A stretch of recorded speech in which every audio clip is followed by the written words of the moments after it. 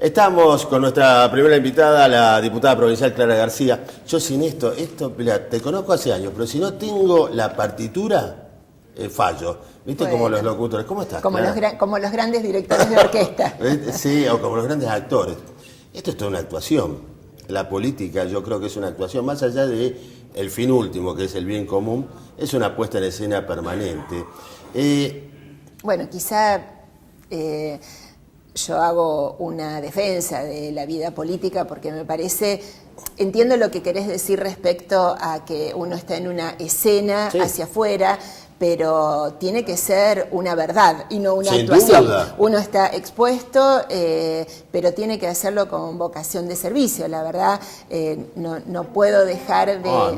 Perdón, Hola, perdón por la días. interrupción. Buenos Hola, días, ¿cómo qué estás? bueno. Está contenta ella, porque perdió Central, así que está contenta. No hay que estar contento. No, no disfruta. Perdón, Clara, por la interrupción. No hay que dejar de pensar que quienes estamos en política hay una vocación de servicio y hay mucho más que gestión. Creo que la gestión es indispensable que sea eficiente, claro, porque estamos para solucionarle los problemas a la gente, pero no dejar de lado ni la vocación de diálogo ni la defensa de lo republicano, ¿no? Porque para eso están los cuerpos legislativos, para que las voces de la minoría, en definitiva, enriquezcan. A diferencia de una empresa donde un dueño o un titular toma decisiones y es su patrimonio y su responsabilidad, público, el patrimonio es el país o es la provincia o es la ciudad, y la verdad que lo tenemos que decidir no solo con los que han ganado un rol, sino con las minorías que opinan y con todos los sectores, ¿no? Yo creo que gran parte de lo que nos pasa es por no haber tenido respeto y diálogo entre todos los sectores. Nombrabas una ley como la que antidespido. Antidespido, bueno, es un nombre un poco digamos, sencillo, si querés, es para poder poner el título en el diario. Pero la verdad que tiene que ver con el hecho de decir, a ver, los sectores que más espalda tienen, bueno, pongan sobre la mesa el esperar y defender y quizá usar esa espalda para bancar a los trabajadores en un periodo en el cual estamos viendo... quizá no en las grandes empresas, pero sí en nuestras pymes, una enorme dificultad de seguir adelante. Así que defendamos la política y defendamos la política con más política. Sí, la gestión sin concepción o sin pertenencia a una cosmovisión no sé si existe eso. Y bueno, suele tener en cuenta nomás una faceta, una parte, pero la sociedad es un abanico, no es un costado. Ni solo con los empresarios, ni solo con los trabajadores, ni solo con la política. Los tres en una mesa. A ver, yo tengo una visión, vos me corregirás. Creo yo, desde mi cosmovisión, que desde el gobierno nacional están asfixiando a las provincias, pocos recursos a la hora de problemas como las inundaciones, le tiraron un pan de trotil con la situación tarifaria de las empresas de servicios públicos y un aumento de costos notables y una asfixia financiera. Y esto es lo que está obligando a muchos estados provinciales a endeudarse para poder resolver algunas cuestiones. ¿Vos coincidís con esto que yo te estoy diciendo? Y esto lo relaciono con un pedido de crédito que va a hacer la provincia. Creo que es un diagnóstico que no solo atañe a este gobierno, es un diagnóstico que se había venido viendo, sobre todo porque nuestro país tiene una base de distribución de impuestos, es decir, los impuestos que la gente paga, ¿cómo vuelven a las provincias? Bueno, una parte vuelve con la ley de coparticipación, otra parte vuelve con mucha discrecionalidad. Entonces hemos tenido historia de provincias más beneficiadas y otras no.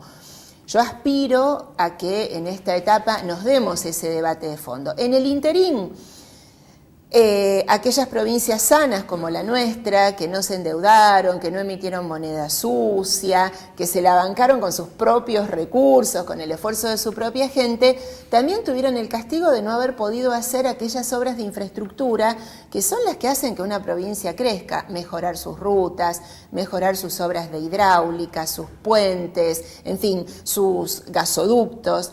Por eso es que nuestra provincia dice, bueno, aprovechemos el momento en el cual el mercado internacional está mirando a la Argentina con una apertura diferente.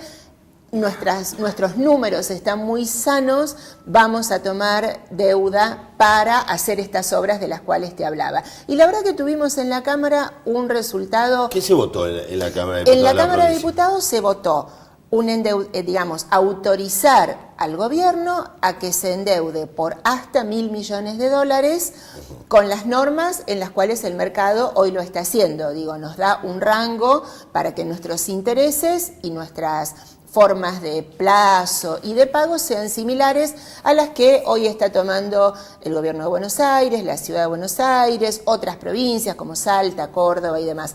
Pero todo eso destinado a todo un listado de rutas, de caminos, de accesos, de puentes, de obras hidráulicas, de gasoductos, de obras de vivienda. Es un endeudamiento en el mercado internacional de capitales para infraestructura. Te digo que es más parecido a lo que se hace con los organismos multilaterales que te dan un préstamo direccionado a un proyecto y te evalúan el proyecto, no parecido a lo que se ha hecho en otras épocas, que es decir, bueno, que vengan fondos para tapar agujeros, para gasto tapar corriente. deudas o para gasto corriente, correcto.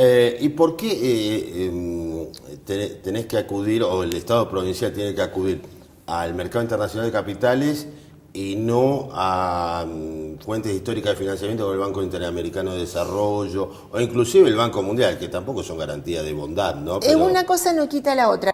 Seguimos en estos créditos blandos, pero tienen, mayores plazos. Solamente uno puede interrelacionarse con un proyecto en particular y seguimos adelante, porque la verdad que estos $1.000 millones son enormemente importantes, pero en todo caso, para tener dimensión, son 1,5 veces el presupuesto de obra pública, es decir, de un año, con lo cual seguir teniendo fondos nos va a potenciar y mucho.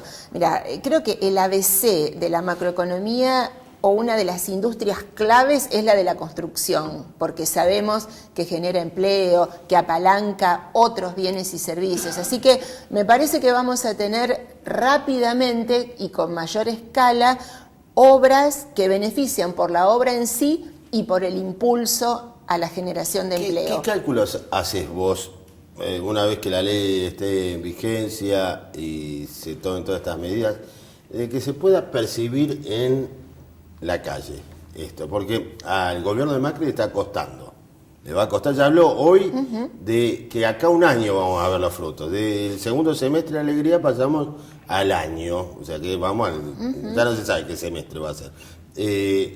¿En qué momento se va a empezar a ver esta acción? Nuestra expectativa es que antes de julio nosotros podamos tener ya cerrado esta operación financiera. También son los tiempos del mercado internacional, pero entendemos que eso va a poder lograrse. Y la retroexcavadora, ¿cuándo va a estar si hay en la calle? Un activo, digamos, que los gobiernos tienen y que a veces no se valora adecuadamente, es tener los proyectos listos. Porque una cosa es tener el dinero y no tener el proyecto, y otra cosa es nosotros ya tenemos los pliegos para obras, para gasoductos, para obras de hidráulica, de manera que seguramente vamos a ver desde agosto en adelante licitar obras que ya son para utilizar estos fondos. La retroexcavadora, perdón que te tire, pero es algo tangible para la ciudadanía. ¿Cuándo se la puede llegar a ver en la calle? Seguramente en unos pocos meses. En rigor también se van a ver... ¿A mitad del año que viene puede ser? No, dentro de este año seguramente. ¿Ya empiezan las obras? Sí, dentro de este año. Que sería el lanzamiento fuerte de la impronta de... Te lo pregunto porque lo veo como un hecho político, que es el lanzamiento de la impronta del gobierno de Miguel Licht. Yo creo que la impronta está puesta desde el día cero. La verdad que cuando se hizo un poco el balance de los primeros 100 días y uno veía que los 100 proyectos que estaban comprometidos para esos 100 primeros días están en marcha, uno ahí ve la impronta. Sí tengo que decir que la verdad que el desastre climático de las inundaciones movió un poco el eje. El gobernador dijo, el presente se ha vuelto urgente, y como en una familia... Eso y el tarifazo. Y el tarifazo. Las dos cosas retrajeron a la economía y sobre todo a la dinámica de esta provincia, ¿no? Porque, los miles de hectáreas que están bajo agua, no cosechan, los tambos no pueden sacar la leche, las industrias y servicios paralelos se frenan. Entonces, esa mirada a la urgencia del presente le ha dado necesariamente un perfil a estos primeros días, pero la impronta está puesta. La verdad que si alguien pueden llamar, digo, el ingeniero Segueso, que está en vialidad, no hace más que abrir licitaciones para rutas. Lo que pasa es que has tenido que parar. Hasta ahora ha sido frenar porque te has encontrado con, con un recambio y atender importante. Y escuchar. Mira, antes hablábamos de qué es la política. Yo creo que la política es sentarse y escuchar a los que tienen problemas, y la verdad que lo veo a un ministro como Contigiani, el de producción, al propio gobernador, al ministro de gobierno, digo, atendiendo a todos los sectores, el lechero, el de los distintos sectores agrícolas, pequeñas industrias donde uno ha tenido que ir desde que cierra una curtiembra en el norte hasta la de las bolitas aquí cerca, pasando por típicas industrias locales que están con problemas. El cordón industrial de Ovidio Lagos, aquí en la ciudad de Rosario, está terrible. La semana que viene el gobernador va a tener un gran desafío, que es, se va a incrementar el reclamo por la cuestión tarifaria. Yo le dije a un intendente del Gran Rosario en una charla: o te pones vos al frente de reclamo, o te encerrás en el palacio y el reclamo te encierra a vos. ¿Cómo lo ves al gobernador frente Lo a veo esto? desde el día 1 golpeando las puertas de la nación una vez que el tarifazo ocurrió. La verdad que pensemos esto: nuestra provincia le compra la energía, es distribuidora. Le compra la energía a la nación y la distribuye a los vecinos.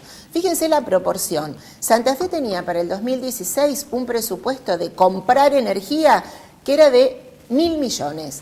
Esos 1.000 millones de pesos sí, se transformaron en 4.800 por el tarifazo. Eso es lo que la nación le cobra ahora a Santa Fe, casi lo multiplicó por 5.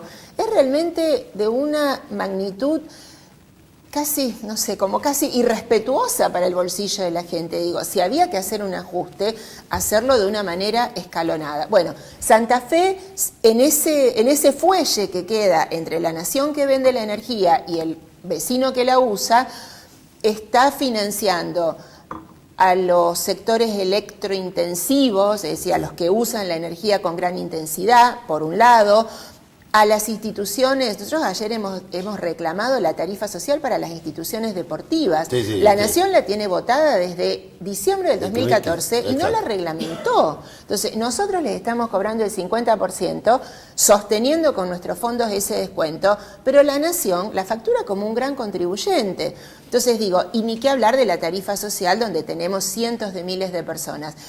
En ese fuelle el gobierno provincial le pone el pecho. Bien, va a ser una semana movida y bueno, ahora viene la política, así que yo te agradezco que hayas venido, que hayas podido dar tu visión sobre esto, y bueno, te esperamos cuando quieras venir. ¿Cómo no? Muchas gracias, Rubén. Bien, vamos a un corte comercial y seguimos en esta edición de La Divina Comedia.